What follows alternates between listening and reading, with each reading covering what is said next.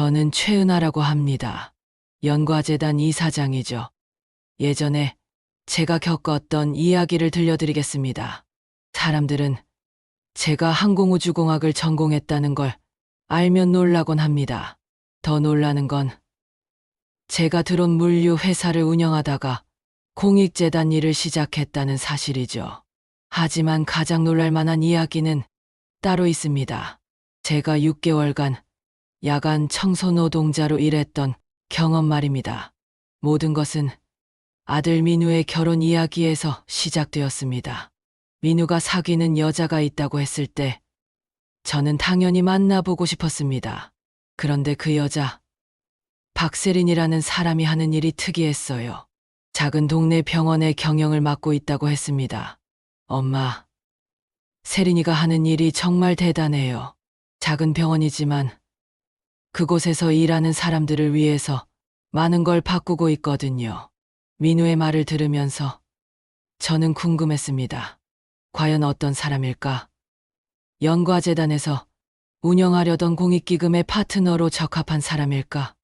연과재단은 제가 드론 물류 사업으로 번 돈으로 만든 공익재단입니다. 기술이 사람을 살릴 수 있다는 믿음으로 시작했죠.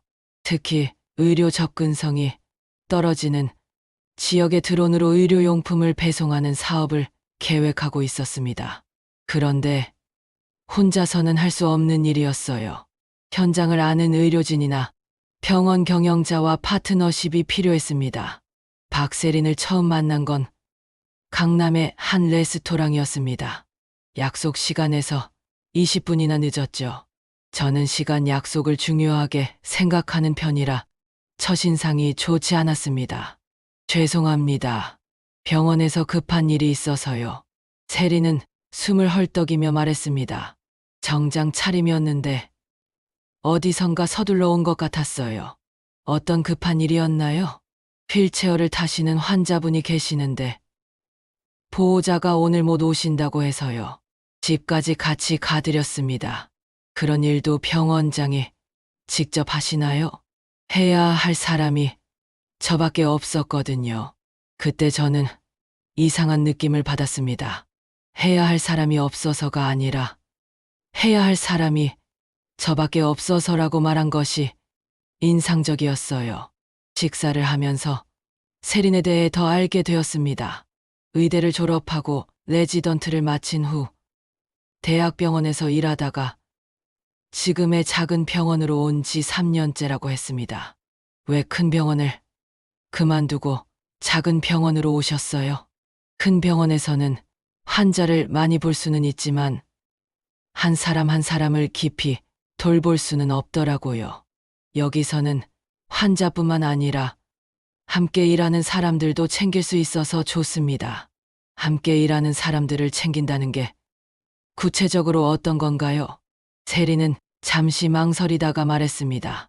저희 병원에서 일하는 청소 아주머니들, 경비 아저씨, 간병인들 모두 최저임금을 받고 계세요. 그런데 실제로는 야근도 많고 휴일 근무도 잦아요. 정당한 대가를 받지 못하고 계신 거죠. 그런 부분들을 조금씩 개선해 나가고 있어요. 저는 세린의 말에서 진정성을 느꼈습니다. 하지만 동시에 의구심도 들었어요. 실제로 현장에서 어떻게 일하는지 모르면 그 사람의 진짜 모습을 알 수 없다고 생각했거든요. 그날 밤 저는 결심했습니다. 박세린이라는 사람을 제대로 알아보자. 그리고 연과기금의 파트너로 적합한지 직접 확인해보자. 다음 날 저는 인사팀장에게 특별한 부탁을 했습니다. 세린병원에서 청소용역 직원을 구한다고 하면 저를 추천해주세요. 이름은 최은자로 하고요. 이사장님이 직접 청소 일을 하시겠다고요? 네, 3개월 정도 생각하고 있어요. 인사팀장은 놀란 표정이었지만 제 결심이 확고하다는 걸 알고 도움을 주었습니다. 일주일 후 저는 최은자라는 이름으로 세린병원의 야간 청소원이 되었습니다. 오후 6시부터 새벽 2시까지 일주일에 6일 근무하는 조건이었어요.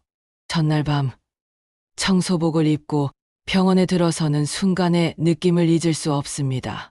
같은 공간인데도 완전히 다르게 보였어요. 낮에는 환자와 보호자, 의료진으로 북적이던 복도가 고요했고 형광등, 불빛 아래로 길게 뻗은 복도는 마치 다른 세상 같았습니다. 은자 씨, 처음이시죠? 저는 김선미예요. 저를 맞아준 건 50대 중반쯤 되어 보이는 여성이었습니다. 10년째 이 병원에서 청소 일을 하고 있다고 했어요. 오늘은 저랑 같이 돌면서 배우세요. 여기 청소는 좀 까다로워요. 선미 씨가 알려준 청소 방법은 생각보다 복잡했습니다. 병실과 복도, 화장실마다 사용하는 세제가 달랐고 의료 폐기물 처리도 까다로웠어요. 무엇보다 환자들이 쉬고 있는 시간이라 소음을 최소화해야 했습니다. 걸레 짜는 소리도 작게 해야 해요. 환자분들 잠 깨시거든요. 밤이 깊어갈수록 저는 이 일이 생각보다 훨씬 어렵다는 걸 깨달았습니다. 단순히 바닥을 닦고 쓰레기를 비우는 일이 아니었어요. 환자의 상태를 살피고 의료진의 업무를 방해하지 않으면서 동시에 청결을 유지해야 하는 섬세한 작업이었습니다. 은자 씨, 많이 힘드시죠? 처음엔 다들 그래요. 선미 씨가 걱정스럽게 물었습니다. 제 손이 이미 빨갛게 부어 있었거든요. 괜찮아요. 적응하면 될 것 같아요. 그런데 은자 씨, 말씀하시는 걸 들어보니 교육을 많이 받으신 것 같은데 어쩌다 이 일을 하게 되셨어요? 순간 당황했습니다. 말투를 조심해야겠다고 생각했어요. 그냥 나이가 있다 보니 할 수 있는 일이 많지 않더라고요. 선미 씨는 고개를 끄덕였습니다. 저도 그래요. 젊을 때는 공장에서도 일하고 식당에서도 일했는데 나이 들고 나니 이런 일밖에 할 수 없네요. 그래도 우리 세린 원장님이 좋으신 분이라 다행이에요. 어떤 점에서요? 다른 병원에서는 청소하는 사람들을 하나도 안 봐줘요. 우리가 투명인간인 것처럼 취급하죠. 그런데 여기서는 원장님이 우리 이름도 다 기억하시고 명절 때마다 선물도 주시고 그리고 제일 좋은 건 야근 수당을 제대로 주신다는 거예요. 그 말을 듣고 저는 박세린에 대해 조금 다르게 생각하게 되었습니다. 적어도 함께 일하는 사람들을 존중한다는 건 확실한 것 같았어요. 이틀째 되던 날, 저는 박세린을 직접 마주쳤습니다. 새벽 1시쯤 응급실에서 청소를 하고 있는데 세린이 들어왔어요. 은자 씨, 늦은 시간에 고생 많으세요. 세린은 저를 보자마자 인사를 했습니다. 그리고 냉장고에서 음료수를 꺼내더니 저에게 건넸어요. 춥죠? 이거 드세요. 고맙습니다. 원장님, 제가 고마워해야죠. 은자 씨 덕분에 병원이 깨끗해지는 거잖아요. 그 순간 저는 이상한 느낌을 받았습니다. 세린의 말과 행동에는 가식이 없어 보였어요. 진짜로 청소 노동자를 존중하고 있다는 느낌이었습니다. 3주차에 접어들면서 저는 이 병원의 시스템을 좀 더 자세히 관찰할 수 있었습니다.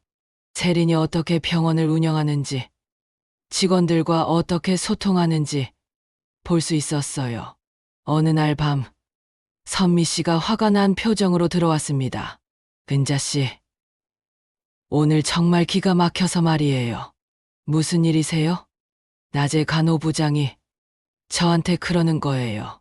수술실 청소를 추가로 하라고. 그것도 무급으로요. 원래 계약에는 없는 일인데 말이에요. 저는 그 이야기를 들으면서 화가 났습니다. 하지만 최은자로서는 어떻게 반응해야 할지 몰랐어요. 그럼 어떻게 하실 거예요? 뭘 어떻게 해요? 해야죠. 안 하면 잘릴 텐데. 그때 박세린이 나타났습니다. 선미 씨, 무슨 일이세요? 표정이 안 좋으신데 선미 씨는 주저하다가 사실을 말했습니다. 세리는 선미 씨의 이야기를 끝까지 들은 후 말했어요. 선미 씨, 내일부터 타임카드를 꼭 찍고 시작하세요. 그리고 추가 업무가 생기면 저한테 먼저 말씀해 주시고요. 원장님, 근무 시간과 업무 범위는 계약서에 명시된 대로 해야 합니다. 그 외의 일은 별도의 대가를 드려야 하고요. 다음 날, 세리는 간호부장과 긴 대화를 나눴습니다. 저는 청소를 하면서 그 대화를 들을 수 있었어요. 부장님, 청소 용역 직원들의 업무 범위는 계약서에 명시되어 있습니다. 추가 업무를 요청하실 때는 저와 상의해 주세요. 원장님, 병원 운영이 빠듯한 건 아시잖아요. 이런 것까지 따지는 게 아니라 지키는 겁니다.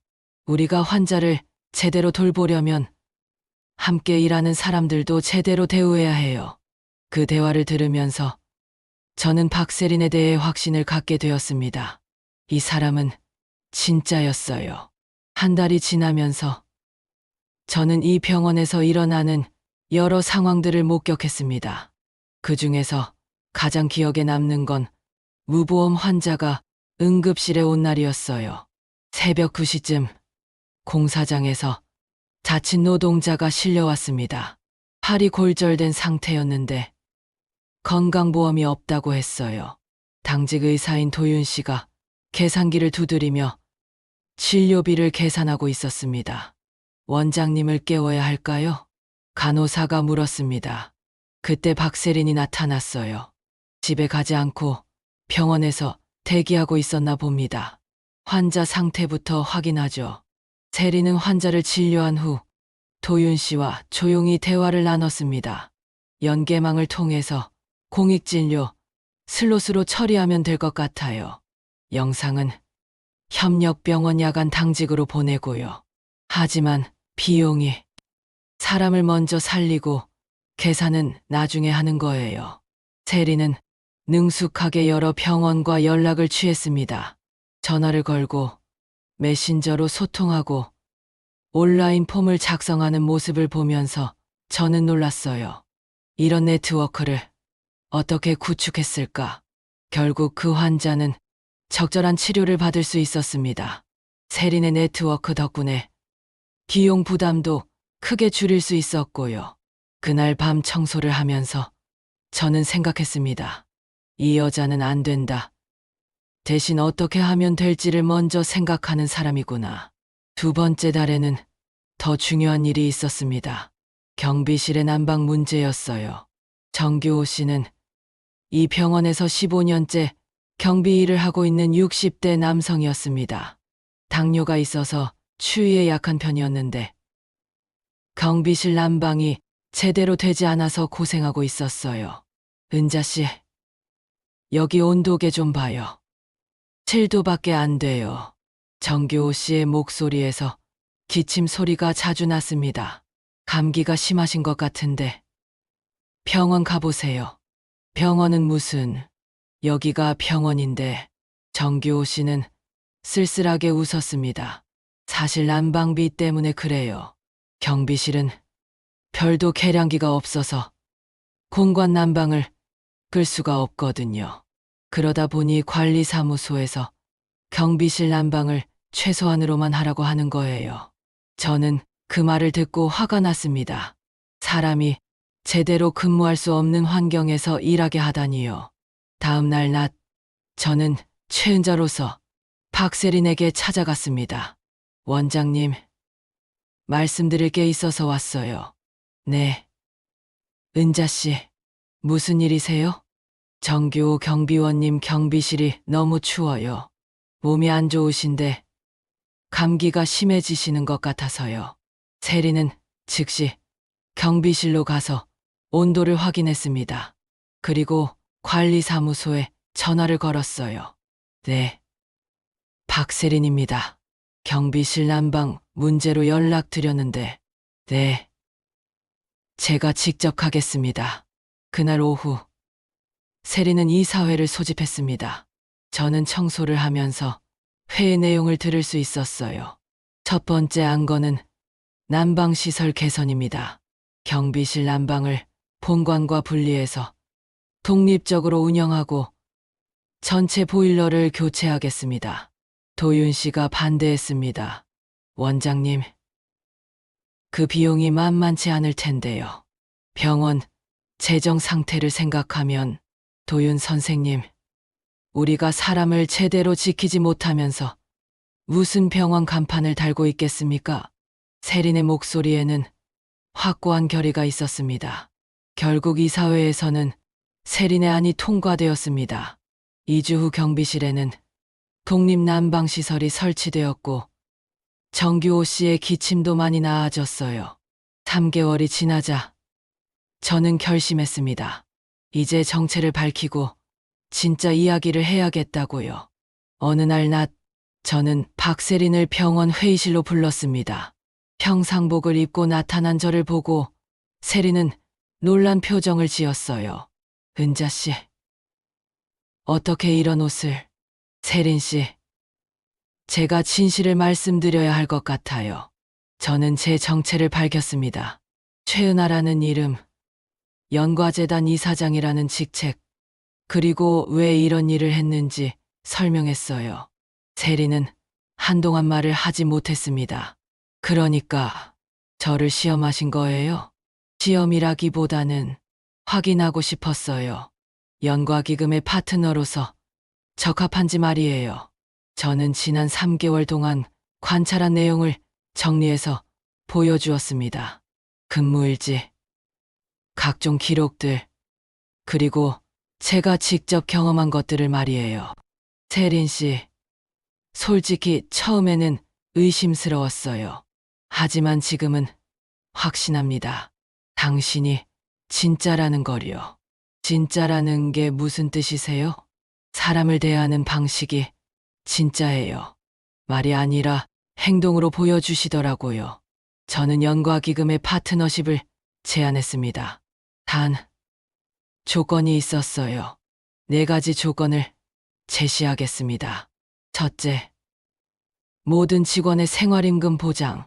둘째, 정규직 전환 프로그램 시행. 셋째, 공익진료 확대. 넷째, 접근성 개선을 위한 시설 투자. 이 모든 걸 6개월 안에 달성하면 연과기금과 정식 파트너십을 체결하겠습니다.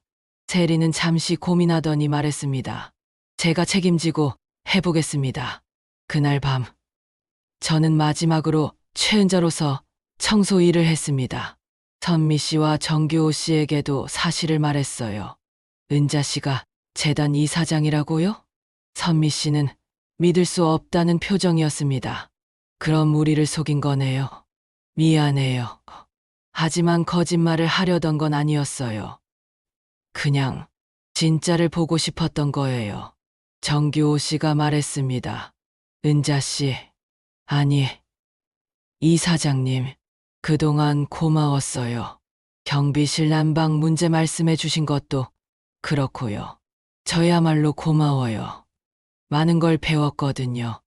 그 후 6개월 동안 박세리는 정말 놀라운 변화를 만들어냈습니다. 첫째, 모든 직원의 임금을 생활임금 수준으로 인상했습니다. 최저임금의 120% 수준이었어요. 둘째, 용역 직원들을 단계적으로 정규직으로 전환하는 프로그램을 시행했습니다. 정규호 씨가 첫 번째 대상이었어요. 셋째, 매주 화요일과 목요일을 공익진료의 날로 지정해서 저소득층 환자들을 위한 진료를 확대했습니다. 넷째, 휠체어, 경사로 설치, 자동문 교체, 시각장애인을 위한 점자 안내판 설치 등 접근성을 크게 개선했습니다. 6개월 후, 저는 세린에게 연락했습니다. 파일럿 승인합니다. 오늘부터 연과기금과 정식 파트너십을 시작하겠습니다. 정말요? 고마워요. 이사장님, 고마워할 건 없어요. 당신이 해낸 일이니까요. 첫 번째 프로젝트는 섬마을 재활키트 배송이었습니다. 드론을 이용해서 접근이 어려운 섬 지역에 물리치료용품과 재활운동 도구를 배송하는 것이었어요. 드론이 첫 배송을 위해 이륙하는 날, 저는 세린과 함께 하늘을 올려다보았습니다. 기술이 길을 만들면 사람은 서로에게 온도가 됩니다. 제가 중얼거린 말을 세린이 들었나 봅니다. 온도요? 네. 조직의 온도는 가장 약한 곳의 온도로 결정된다고 생각해요. 그 온도를 높이는 건 결국 사람이거든요. 세린은 고개를 끄덕였습니다. 저도 그렇게 생각해요. 그래서 더 열심히 해야겠어요. 그날 저녁, 민우가 전화를 걸어왔습니다. 엄마, 세린이랑 이야기 많이 나누셨다면서요? 응. 좋은 파트너가 될 것 같아. 그럼 엄마도 세린이를 인정해 주시는 거예요? 인정하는 정도가 아니라 존경한다. 민우는 기뻐했습니다. 하지만 저는 한 가지 더 말하고 싶었어요. 민우야. 그런데 결혼은 천천히 생각해봐. 왜요? 세린 씨는 지금 중요한 일을 하고 있어. 그 일에 집중할 시간을 줘야 할 것 같아. 알겠어요.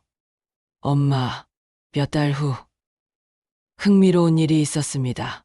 세린과 은하라는 여성이 파트너 관계를 선언한 것이었어요.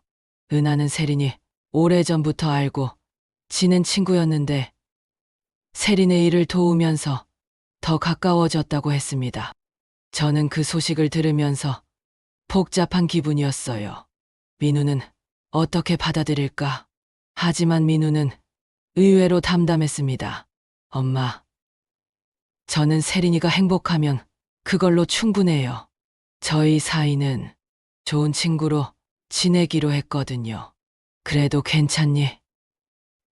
네, 처음부터 연애보다는 서로를 이해하는 관계였던 것 같아요. 세린이도 그렇게 생각하고 있어요. 저는 민우의 성숙한 모습에 감동했습니다. 사랑에는 여러 형태가 있고 때로는 놓아주는 것도 사랑이라는 걸 아는 것 같았어요. 1년이 지난 지금 연과기금과 세린병원의 파트너십은 성공적으로 진행되고 있습니다. 드론 배송 서비스는 5개 섬 지역으로 확대되었고 다른 지역 병원들도 이 모델에 관심을 보이고 있어요. 무엇보다 기쁜 건 정규 오 씨의 변화입니다. 정규직으로 전환돼 후 그는 완전히 다른 사람이 되었어요. 임금 명세서를 받을 때마다 환한 미소를 짓는 모습을 보면 제가 했던 일이 의미 있었다는 생각이 듭니다. 선미 씨도 마찬가지예요. 이제는 후배 청소원들을 교육하는 역할을 맡고 있는데 늘 이렇게 말한다고 해요. 우리 일도 중요한 일이야. 병원을 깨끗하게 만드는 건 환자들의 건강과 직결되는 거거든. 며칠 전에는 선미 씨로부터 연락이 왔습니다. 은하, 이사장님. 저희 아들이 간호사 시험에 합격했어요. 정말요? 축하해요. 이사장님, 덕분이에요. 생활임금을 받게 되면서 아들 공부에 더 투자할 수 있었거든요. 그 말을 듣고 저는 가슴이 뭉클했습니다. 한 사람의 변화가 가족 전체의 미래를 바꾸는 것을 보는 건 정말 감동적이었어요. 박세린과는 지금도 정기적으로 만나서 이야기를 나눕니다. 처음에는 며느리 될 사람으로 만났지만 지금은 진짜 동료가 된 것 같아요. 이사장님, 처음에 야간 청소원으로 오셨을 때 정말 놀랐어요. 왜요? 일하는 방식이 달랐거든요. 다른 분들보다 훨씬 체계적이고 효율적이었어요. 그때부터 뭔가 다른 분이라는 생각이 들었죠. 들켰구나. 하지만 그보다 더 놀란 건 정말로 열심히 일하셨다는 거예요. 형식적으로 하신 게 아니라 진짜로요. 저는 그 말이 기뻤습니다. 제가 했던 일이 형식적이지 않았다는 걸 알아줘서 말이에요. 세린 씨, 그때 일을 후회하지 않아요? 전혀요. 오히려 감사해요. 이사장님 덕분에 제가 하고 있는 일이 옳다는 확신을 갖게 되었거든요. 세린과 은하의 관계도 지켜보면서 많은 걸 배우고 있습니다. 두 사람이 함께 병원을 운영하는 모습을 보면 진짜 파트너십이 무엇인지 알 수 있어요. 서로의 장점을 살리면서 부족한 부분을 보완해주는 관계 말이에요. 은하는 세린과 달리 기술적인 부분에 강한 편입니다. 드론 배송 시스템을 효율화하고 병원 정보 시스템을 개선하는 일을 주로 담당하고 있어요. 세린은 여전히 환자 진료와 직원 관리에 집중하고 있고요. 이사장님, 저희가 이렇게 잘 해낼 수 있을 줄 몰랐어요. 은하가 어느 날 말했습니다. 처음에는 6개월 조건을 제시하셨을 때 정말 막막했거든요. 할 수 있을까 싶었어요. 하지만 해냈잖아요. 세린이가 있어서 가능했어요. 저 혼자였다면 절대 못했을 거예요. 그 말을 들으면서 저는 팀워크의 중요성을 다시 한번 깨달았습니다. 아무리 좋은 기술과 자본이 있어도 함께 일할 사람이 없으면 아무것도 할 수 없다는 걸 말이에요. 최근에는 새로운 프로젝트도 시작했습니다. 농촌 지역 어르신들을 위한 원격 진료 서비스예요. 드론으로 간단한 의료기기를 배송하고 화상통화로 상담을 진행하는 시스템입니다. 파일럿 지역으로 선정된 곳에서 첫 서비스를 시작한 날, 80세 할머니께서 눈물을 흘리며 고마워하시는 모습을 봤어요. 이런 세상이 올 줄 몰랐네. 집에서 의사 선생님을 만날 수 있다니. 그 순간 저는 제가 왜 이 일을 시작했는지 다시 한번 확실해졌습니다. 기술이 사람을 살리는 일. 그것이 바로 제가 하고 싶었던 일이었어요. 민우도 이 일에 관심을 보이기 시작했습니다. 원래는 금융 쪽에서 일하고 있었는데 최근에 연과재단 일을 도와주겠다고 했어요. 엄마가 하시는 일을 보니까 정말 의미 있는 것 같아요. 저도 참여하고 싶어요. 내가 하고 싶다면 좋지. 하지만 쉽지 않을 거야. 알아요. 그래도 해보고 싶어요. 민우는 특히 재정 관리 부분에 관심이 많았습니다. 공익사업을 지속 가능하게 운영하려면 효율적인 자금 관리가 필요하다는 걸 이해하고 있었어요. 엄마, 세린 원장님처럼 현장을 직접 경험해보고 싶어요. 어떻게? 저도 병원에서 일해보면 안 될까요? 물론 청소원은 아니더라도 뭔가 현장 업무를 경험해보고 싶거든요. 저는 민우의 제안이 좋다고 생각했습니다. 실제로 현장을 경험해보지 않으면 진짜 문제가 무엇인지 알 수 없으니까요. 그럼 세린 씨와 상의해볼게. 인턴십 같은 형태로 가능할 것 같은데. 몇 주 후, 민우는 세린병원에서 인턴으로 일하기 시작했습니다. 주로 원무과에서 환자 접수와 보험 처리 업무를 배웠어요. 엄마, 정말 복잡하네요. 의료보험 체계가 이렇게 어려운 줄 몰랐어요. 어떤 점이 어려워? 환자분들이 자신이 받을 수 있는 혜택을 모르시는 경우가 너무 많아요. 그리고 서류 절차도 복잡하고요. 민우는 그 경험을 통해서 의료 접근성의 문제를 직접 체감했습니다. 단순히 병원을 짓고 의사를 배치하는 것만으로는 충분하지 않다는 걸 깨달은 거죠. 엄마, 저희가 하고 있는 드론 배송도 중요하지만 환자들이 의료 시스템을 제대로 이용할 수 있도록 돕는 것도 필요한 것 같아요. 좋은 지적이야. 그럼 그 부분도 우리가 해볼까? 그래서 시작된 것이 의료 접근성 가이드 프로젝트였습니다. 복잡한 의료보험 체계를 쉽게 설명하고 환자들이 받을 수 있는 혜택을 안내하는 서비스였어요. 이 프로젝트에는 세린병원의 사회복지사도 참여했습니다. 김지영 씨라는 분이었는데 환자들의 경제적 어려움을 가장 잘 아는 사람이었어요. 이사장님, 이런 서비스가 정말 필요했어요.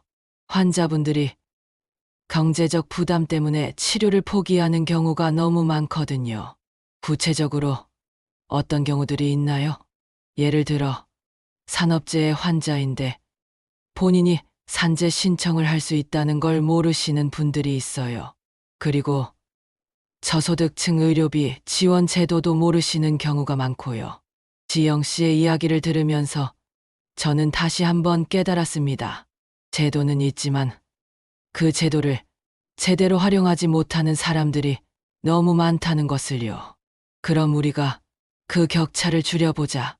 그렇게 해서 만든 것이 의료비 절약 가이드북이었습니다.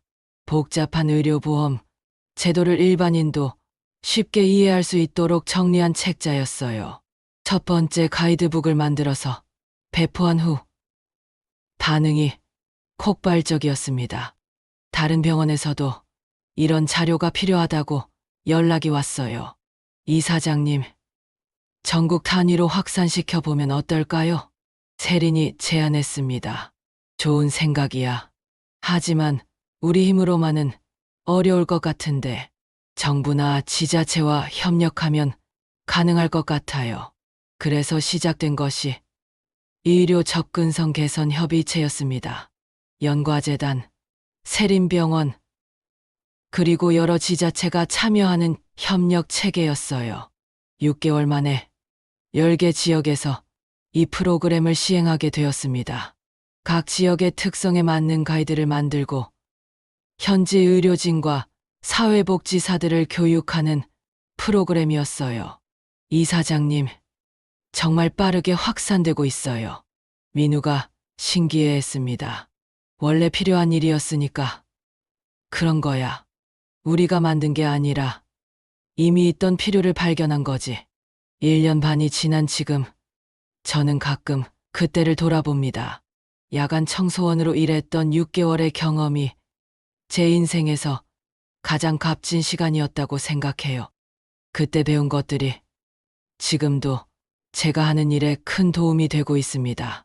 현장의 목소리를 들으는 법, 작은 변화가 가져오는 큰 효과, 그리고 무엇보다 사람을 대하는 진정성 말이에요.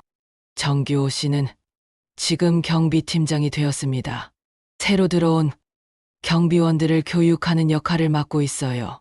얼마 전에 만났을 때 이런 말을 했습니다. 이사장님, 제가 이런 날이 올 줄 몰랐어요. 60이 넘어서 팀장이 되다니 당연한 결과예요. 15년 동안 성실하게 일하셨잖아요. 그래도 이사장님이 경비실 난방 문제 말씀해 주시지 않았다면 지금도 추운 경비실에서 기침하고 있었을 거예요. 선미 씨도 비슷한 이야기를 했습니다. 은하, 이사장님, 저는 이사장님을 보면서 많이 배웠어요. 제가요? 뭘 배우셨는데요? 말보다 행동이 중요하다는 거요. 이사장님은 청소원으로 일하시면서도 정말 열심히 하셨잖아요. 그 모습을 보면서 저도 제 일에 더 자부심을 갖게 되었어요. 이런 이야기를 들을 때마다 저는 생각합니다. 제가 한 일이 정말 의미가 있었구나 하고요. 박세린과 은하의 관계도 더욱 견고해졌습니다. 두 사람은 서로 다른 영역에서 전문성을 발휘하면서도 같은 목표를 향해 나아가고 있어요. 최근에는 두 사람이 새로운 도전을 시작했습니다. 의료진 교육 프로그램을 만드는 것이었어요. 특히 지방 소도시나 농촌 지역의 젊은 의료진들이 지역에 정착할 수 있도록 돕는 프로그램이었습니다. 이사장님, 저희가 이런 프로그램을 하는 이유가 있어요. 세린이 말했습니다. 젊은 의사들이 지방에 가기를 꺼리는 이유 중 하나가 혼자 모든 걸 해결해야 한다는 부담감이거든요. 하지만 우리처럼 네트워크가 있으면 혼자가 아니라는 걸 보여주고 싶어요. 좋은 생각이야. 어떻게 진행할 생각이야? 멘토링 시스템을 만들려고 해요. 경험 많은 의료진과 젊은 의료진을 매칭하고 정기적으로 소통할 수 있는 플랫폼을 만드는 거죠. 이 아이디어는 곧 실현되었습니다. 지역의료 멘토링 네트워크라는 이름으로 시작된 이 프로그램은 3개월 만에 10명의 의료진이 참여하는 규모로 커졌어요. 민우도 이제는 연과재단의 정식 직원이 되었습니다. 처음에는 인턴으로 시작했지만 점점 더 많은 책임을 맡게 되었어요. 엄마, 이 일이 정말 제 적성에 맞는 것 같아요. 어떤 점에서 숫자로만 보던 것들이 실제로는 사람의 삶과 연결되어 있다는 걸 알게 된 거예요. 예산을 세울 때도 단순히 비용 절감이 아니라 어떻게 하면 더 많은 사람에게 도움이 될 수 있을까를 생각하게 되거든요. 민우의 이런 변화를 보면서 저는 뿌듯했습니다. 아들이 단순히 돈을 버는 일이 아니라 의미 있는 일을 하는 사람으로 성장하고 있다는 걸 느꼈거든요. 요즘 제가 가장 관심을 갖고 있는 프로젝트는 스마트 의료 키트입니다.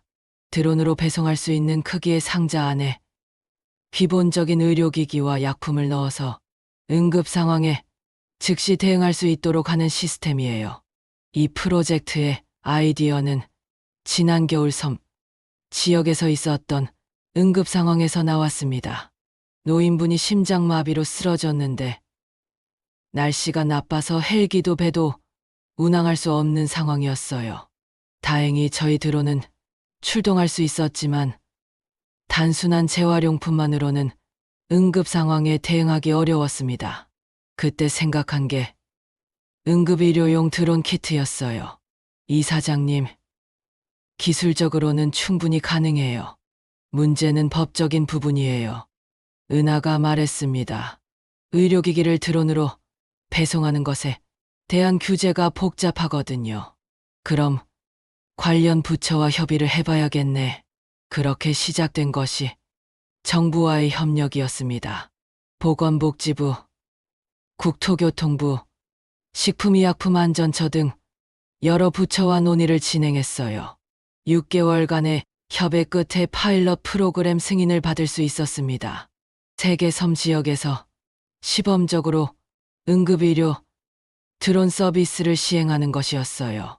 첫 번째 실제 출동은 한 달 후에 있었습니다. 한 섬에서 어린아이가 높은 곳에서 떨어져서 다쳤는데 지역 보건소에는 충분한 의료 장비가 없었어요. 저희 드론이 응급처치용 의료키트와 통신 장비를 배송했고 원격으로 응급처치 지도를 받을 수 있었습니다. 그 덕분에 아이는 큰 후유증 없이 치료받을 수 있었어요. 이사장님, 이런 순간을 위해서 우리가 이 일을 하는 거네요. 세린이 감격스럽게 말했습니다. 맞아요. 기술이 진짜 사람을 살릴 수 있다는 걸 보여준 순간이었어요. 지금은 이 서비스를 전국으로 확대하는 작업을 진행하고 있습니다. 도서 지역뿐만 아니라 산간 지역, 교통이 불편한 농촌 지역까지 포함해서요. 2년이 지난 지금 저는 가끔 처음을 떠올립니다. 청소복을 입고 밤늦게 병원 복도를 닦던 그 시간들을요. 그때는 단순히 박세린이라는 사람을 알아보려고 했던 일이었습니다. 하지만 지금 생각해보면 그 경험이 제게 가장 소중한 것들을 가르쳐준 것 같아요. 사람을 진정으로 이해하려면 그 사람의 입장에 서봐야 한다는 것. 작은 변화도 누군가에게는 인생을 바꾸는 큰 사건이 될 수 있다는 것. 그리고 진정한 리더십은 앞에서 끌어주는 것이 아니라 뒤에서 받쳐주는 것이라는 것을요. 요즘도 가끔 세린병원에 가서 정규호 씨, 선미 씨와 이야기를 나눕니다. 그분들은 제게 가장 소중한 선생님들이에요. 이사장님, 요즘도 청소일 생각나세요? 선미 씨가 웃으며 물었습니다. 물론이죠. 그때 일이 지금 제가 하는 모든 일의 기초가 되었거든요. 그때 이사장님 걸레질 하시는 거 보면서 뭔가 다른 분이라는 생각이 들었어요. 어떤 점에서요? 너무 꼼꼼하셨어요. 그리고 환자분들을 대하는 태도도 남달랐고요. 청소하면서도 환자분 상태를 살피고 불편한 게 없는지 확인하시더라고요. 그 말을 들으면서 저는 생각했습니다. 아, 그때부터 이미 제가 진짜로 하고 싶었던 일을 하고 있었구나 하고요. 연과재단은 이제 전국 50개 지역에서 다양한 프로젝트를 진행하고 있습니다. 드론 배송, 원격 진료, 의료 접근성 개선, 응급의료 서비스 등등. 하지만 무엇보다 중요한 건 사람이라는 걸 잊지 않으려고 해요. 매달 한 번씩은 현장을 직접 찾아갑니다. 서비스를 이용하는 분들, 현장에서 일하는 직원들과 직접 대화를 나누죠. 그래야 우리가 올바른 방향으로 가고 있는지 확인할 수 있거든요. 민우도 이제는 독립적으로 프로젝트를 맡아서 진행하고 있습니다. 최근에는 청년 의료인 지원 프로그램을 기획했어요. 의대생이나 간호학생 중에서 농촌 지역에 가서 일하겠다는 학생들에게 장학금을 지원하는 프로그램이었어요. 엄마, 이 프로그램 반응이 생각보다 좋아요. 젊은 의료인들이 지역사회에 기여하고 싶어 하는 마음은 있는데 경제적 부담 때문에 어려워하는 경우가 많더라고요. 그럼 우리가 그 부담을 덜어주는 거네. 네. 그리고 단순히 돈만 지원하는 게 아니라 멘토링도 함께 제공하고 있어요. 세린 원장님과 다른 선배 의료진들이 도움을 주고 계시거든요. 이런 식으로 우리의 네트워크는 점점 더 넓어지고 있습니다. 단순히 기술이나 자금을 제공하는 것이 아니라 사람과 사람을 연결하는 플랫폼이 되어가고 있어요. 지난주에는 특별한 행사가 있었습니다. 연과재단 설립 3주년 기념행사였는데 그동안 함께 일한 모든 분들이 모였어요. 정규호 씨는 정장을 입고 와서 이런 인사말을 했습니다. 저는 평생 경비 일만 했는데 이런 자리에 서게 될 줄 몰랐습니다. 이사장님께서 저희를 한 사람의 인간으로 봐주셨기 때문에 가능한 일이었어요. 선미 씨도 무대에 올라서서 말했습니다. 청소 일을 한다고 해서 부끄러워할 필요가 없다는 걸 배웠습니다. 우리도 중요한 일을 하고 있다는 자부심을 갖게 되었어요. 그날 가장 인상 깊었던 건 한 섬마을에서 온 할머니의 이야기였습니다. 드론이 처음 왔을 때는 무서웠어요. 하늘에서 큰 벌레 같은 게 날아온다고 생각했거든요. 그런데 그 안에 들어있던 약 덕분에 무릎이 많이 좋아졌어요. 이제는 드론 소리만 들어도 반가워요. 그 할머니의 웃는 얼굴을 보면서 저는 확신했습니다. 우리가 하고 있는 일이 정말 의미 있는 일이라는 걸요. 박세린과 은하도 그날 특별한 발표를 했습니다. 새로운 프로젝트를 시작한다는 소식이었어요. 저희는 이제 해외로도 눈을 돌리려고 합니다. 개발도상국의 의료 접근성 개선을 위한 프로젝트를 준비하고 있어요. 구체적으로 어떤 프로젝트인가요? 동남아시아의 섬 지역에 우리가 개발한 드론 의료 서비스를 적용해 보려고 해요. 현지 의료진과 협력해서 말이죠. 이 소식을 들으면서 저는 뿌듯했습니다. 우리가 시작한 작은 실험이 이제는 국경을 넘어서 확산되고 있다는 것이요. 요즘 저는 새로운 도전을 앞두고 있습니다. 인공지능을 활용한 예측 진료 시스템을 개발하는 것이에요. 환자의 데이터를 분석해서 질병을 조기에 발견하고 예방 치료를 제공하는 시스템입니다. 하지만 이 프로젝트를 시작하면서도 저는 한 가지를 잊지 않으려고 합니다. 아무리 좋은 기술이라도 사람을 위한 기술이어야 한다는 것을요. 그래서 이번에도 현장에서 직접 경험해 보기로 했습니다. 물론 청소원은 아니지만 환자로서 직접 병원을 이용해 보는 것이죠. 이 사장님이 환자 체험을 하신다고요? 민우가 놀라며 물었습니다. 응, 건강검진을 받으면서 일반 환자들이 어떤 경험을 하는지 알아보고 싶어. 하지만 이 사장님을 모르는 사람이 있을까요? 익명으로 할 거야. 다른 병원에서 말이야. 그렇게 해서 저는 김영이라는 가명으로 서울의 한 대형 병원에서 종합건강검진을 받았습니다. 평범한 50대 주부의 모습으로 말이에요. 그 경험은 충격적이었습니다. 환자의 입장에서 보는 의료 시스템은 생각보다 훨씬 복잡하고 비친화적이었어요. 접수만 하는 데도 30분이 걸렸고 검사실을 찾아가는 것도 어려웠습니다. 무엇보다 의료진들이 환자를 대하는 태도에서 큰 차이를 느꼈어요. 어떤 직원은 친절했지만 어떤 직원은 마치 물건을 다루듯 기계적으로 대했습니다. 특히 나이 드신 환자들이 질문을 하면 귀찮아하는 모습도 보였어요. 그날의 경험을 바탕으로 저는 새로운 프로젝트를 기획했습니다. 환자 중심 의료 서비스 개선 프로젝트였어요. 세린 씨, 우리가 기술 개발만큼 중요하게 해야 할 일이 있는 것 같아요. 무엇인가요? 환자의 경험을 개선하는 일이요. 아무리 좋은 기술이 있어도 환자가 제대로 이용할 수 없으면 의미가 없잖아요. 세린도 동의했습니다. 맞아요. 저희 병원도 계속 개선하려고 노력하고 있지만 아직 부족한 부분이 많아요. 그래서 시작된 것이 환자 여정 분석 프로젝트였습니다. 환자가 병원에 들어서는 순간부터 집에 돌아갈 때까지의 모든 과정을 세밀하게 분석하는 것이었어요. 이 프로젝트에는 특별한 팀이 참여했습니다. 의료진뿐만 아니라 환자들, 그리고 환자 가족들도 함께 참여한 것이죠. 우리가 놓치고 있는 부분들을 찾기 위해서는 당사자들의 목소리를 직접 들어야 해요. 김지영 사회복지사가 제안했습니다. 환자분들과 정기적으로 간담회를 갖는 건 어떨까요? 그 제안이 받아들여져서 매월 환자 목소리 듣기 모임이 시작되었습니다.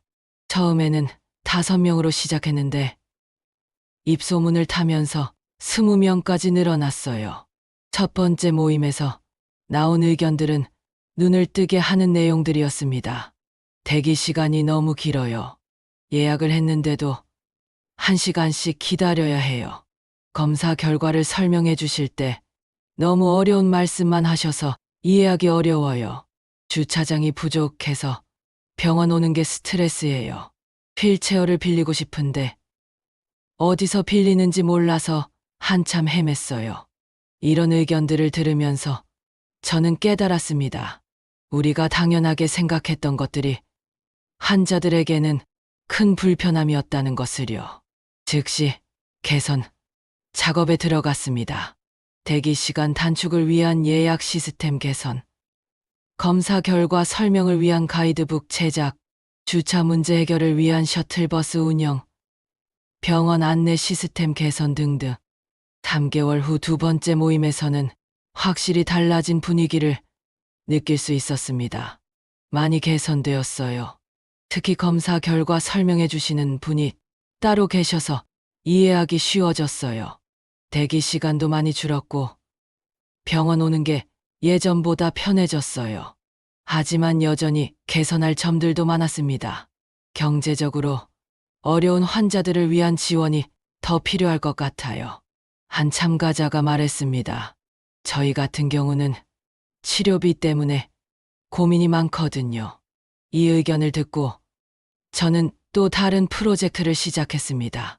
의료비 부담 경감 프로그램이었어요. 단순히 돈을 지원하는 것이 아니라 환자들이 다양한 지원, 제도를 활용할 수 있도록 돕는 종합적인 프로그램이었습니다. 이 프로그램의 핵심은 의료비 상담사 제도였어요.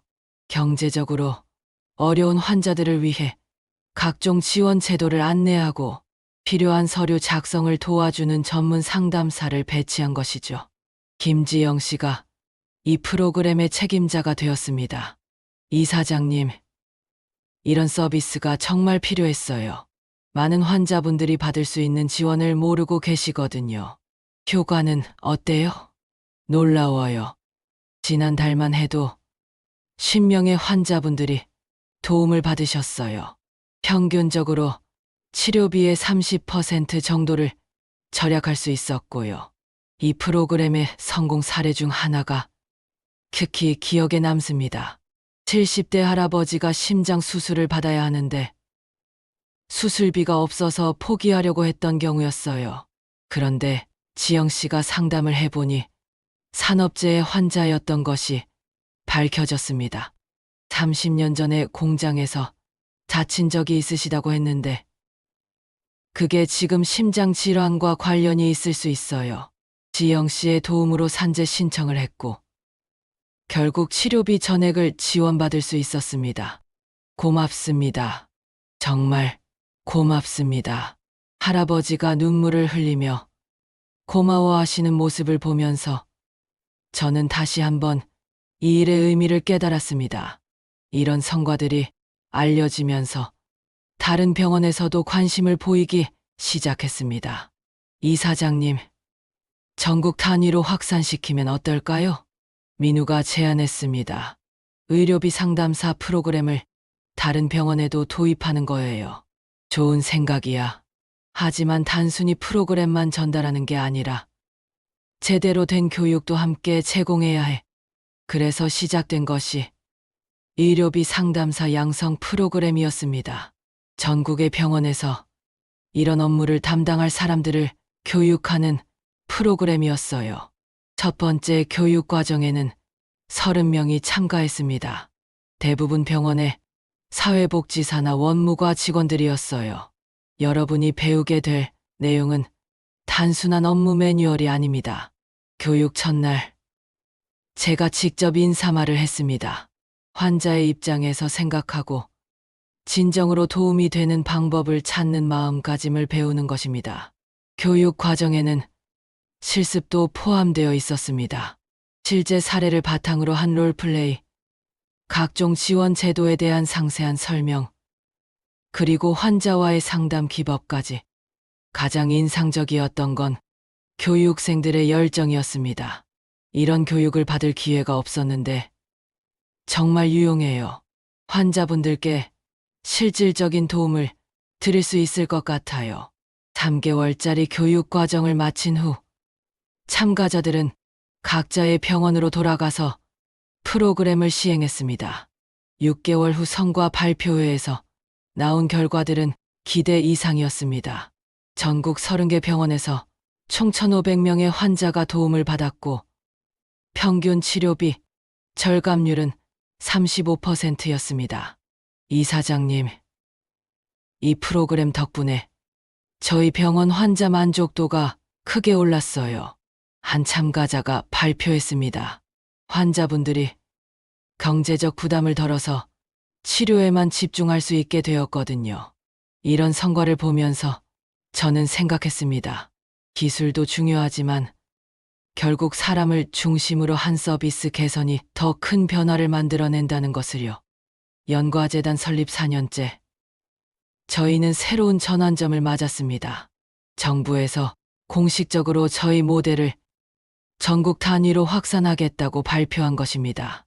보건복지부 장관이 직접 세림병원을 방문해서 벤치마킹했고 지역의료 접근성 개선 종합계획에 저희 프로그램들이 포함되었습니다. 이사장님, 정말 대단한 성과예요. 세린이 기뻐했습니다. 하지만 더 큰 책임감도 느껴져요. 이제는 전국의 환자들이 저희를 보고 있다는 생각이 들어서요. 맞아요. 그래서 더욱 신중해야 해요. 정부와의 협력이 본격화되면서 저희 일의 규모도 크게 확대되었습니다. 전국 200개 병원에서 드론 의료 서비스를 시행하고 500개 병원에서 의료비 상담 프로그램을 운영하게 되었어요. 하지만 규모가 커질수록 저는 초심을 잃지 않으려고 노력했습니다. 매월 한 번은 반드시 현장을 방문해서 환자들과 직접 대화를 나누었어요. 얼마 전에는 강원도의 한 산간 마을을 방문했습니다. 그곳에는 80세가 넘은 할머니 혼자 사시는데 저희 드론 서비스를 이용하고 계셨어요. 할머니, 드론 서비스 어떠세요? 좋아요. 옛날에는 병원 가려면 하루 종일 걸렸는데 이제는 집에서도 약을 받을 수 있어요. 불편한 점은 없으세요? 처음에는 조금 무서웠어요. 그런데 이제는 익숙해졌어요. 오히려 들은 소리가 들리면 반가워요. 할머니의 웃는 얼굴을 보면서 저는 다시 한번 확신했습니다. 우리가 하고 있는 일이 정말 필요한 일이라는 걸요. 민우도 이제는 독립적으로 큰 프로젝트를 맡아서 진행하고 있습니다. 최근에는 아프리카의 한 국가와 의료 협력 프로젝트를 추진하고 있어요.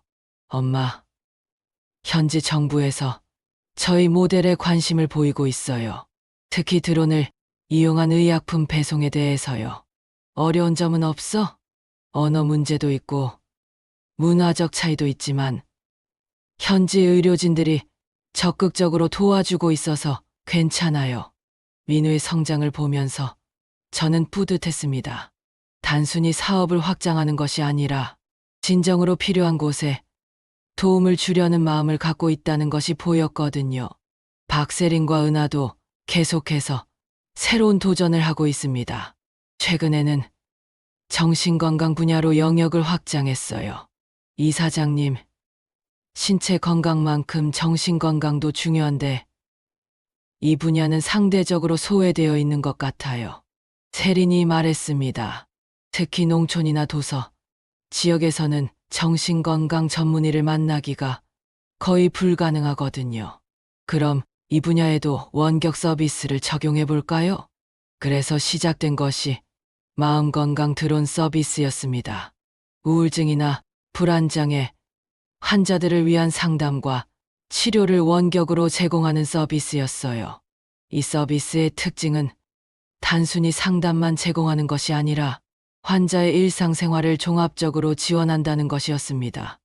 예를 들어 우울증 환자에게는 약물 치료뿐만 아니라 운동 프로그램, 영양관리, 사회적 지지 네트워크까지 연결해주는 것이었어요.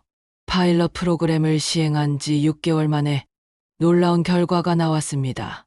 참여자의 80%가 우울 증상이 개선되었고 90%가 서비스에 만족한다고 답했습니다.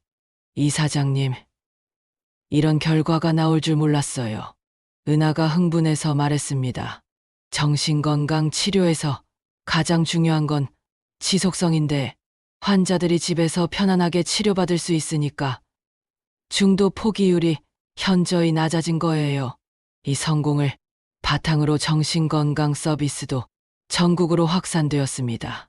5년이 지난 지금 연과재단은 한국을 대표하는 공익재단이 되었습니다.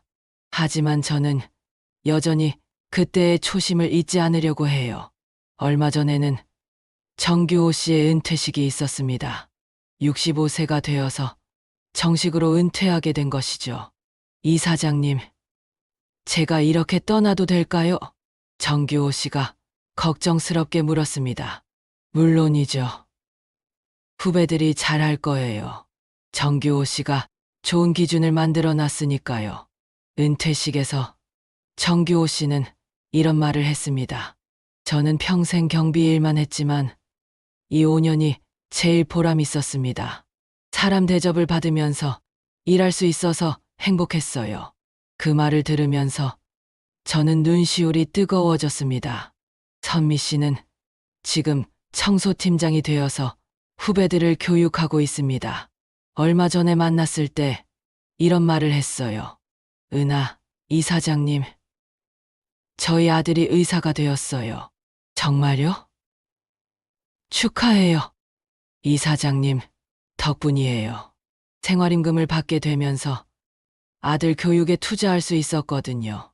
그리고 무엇보다 아들에게 부끄럽지 않은 엄마가 될 수 있었어요. 이런 이야기들을 들을 때마다 저는 생각합니다. 아, 그때 청소복을 입고 걸레를 들었던 것이 제 인생 최고의 선택이었구나 하고요. 요즘 저는 후배들에게 자주 말합니다. 기술은 도구일 뿐이에요. 중요한 건 그 기술을 누구를 위해 어떻게 사용하느냐는 거예요. 그럼 어떻게 해야 제대로 사용하는 걸까요? 현장으로 가세요. 직접 경험해 보세요. 그리고 가장 어려운 상황에 있는 사람의 입장에서 생각해 보세요. 연과재단이 10년째 되는 해에는 특별한 프로젝트를 계획하고 있습니다. 의료 평등 실현이라는 목표로 전 국민이 경제적 부담 없이 양질의 의료 서비스를 받을 수 있는 시스템을 만드는 것이에요. 물론 쉽지 않은 일입니다. 하지만 저는 할 수 있다고 믿어요. 지난 10년 동안 우리가 이뤄낸 것들을 보면 불가능해 보이는 일도 사람들이 함께 노력하면 가능하다는 걸 알았거든요. 그리고 무엇보다 저에게는 세린, 은하, 민우, 그리고 정규호 씨, 선미 씨 같은 동료들이 있어요. 이분들과 함께라면 어떤 어려움도 극복할 수 있을 것 같습니다. 어젯밤 오랜만에 세린병원을 찾았습니다. 야간 청소를 하던 그 복도를 다시 걸으면서 많은 생각이 들었어요. 그때는 최은자라는 이름으로 걸레를 들고 있었는데 지금은 연과재단 이사장으로서 그 복도를 걷고 있으니까요. 하지만 변하지 않은 게 하나 있습니다. 사람을 대하는 마음이에요. 그때나 지금이나 저는 여전히 한 사람 한 사람이 소중하다고 생각해요. 며칠 후면 새로운 프로젝트가 시작됩니다. 이번에는 어떤 새로운 경험을 하게 될지, 어떤 사람들을 만나게 될지 궁금해요. 하지만 한 가지는 확실합니다. 어떤 일을 하든 저는 항상 사람을 먼저 생각할 거예요. 기술이 길을 만들면 사람이 서로에게 온도가 된다는 믿음을 잃지 않을 거고요. 그것이 바로 야간 청소 노동자였던 최은자가 저에게 가르쳐준 가장 소중한 교훈이니까요.